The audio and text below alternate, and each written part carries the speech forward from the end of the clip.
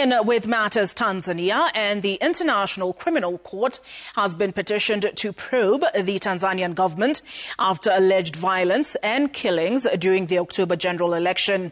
The Madrid Bar Association, together with several human rights groups, are urging the ICC prosecutor to open a formal investigation into what they describe as state-engineered assault on civilians, including murder, extermination, torture and enforced disappearances. The petition comes as the Tanzanian government cancels the upcoming Independence Day celebrations. Brenda Wanga has those details.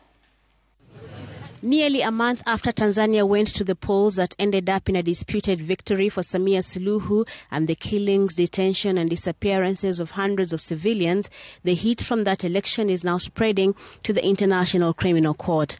The Madrid Bar Association, the Human Rights Institute, the World Jurists Association and Intel Watch have petitioned the ICC in The Hague to open a formal investigation into the events that took place in the country before and after elections. According to the petition, Tanzanian security forces have murdered thousands of civilians, subjected hundreds to enforced disappearances, tortured thousands in detention facilities, committed sexual violence against detainees, forcibly displaced tens of thousands of people, and employed cyber-enabled repression affecting millions.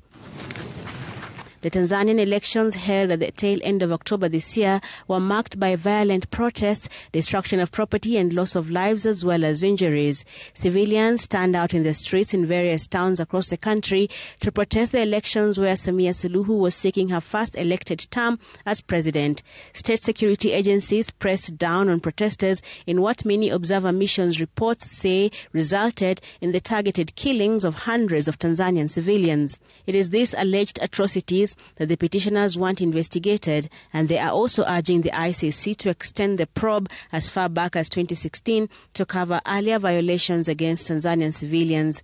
The petitioner, lawyer Juan Carlos Guterres, acting as a victim's legal representative, says President Samia Suluhu Hassan, as commander-in-chief, bears the ultimate responsibility for the crimes, having explicitly authorized violence against civilians.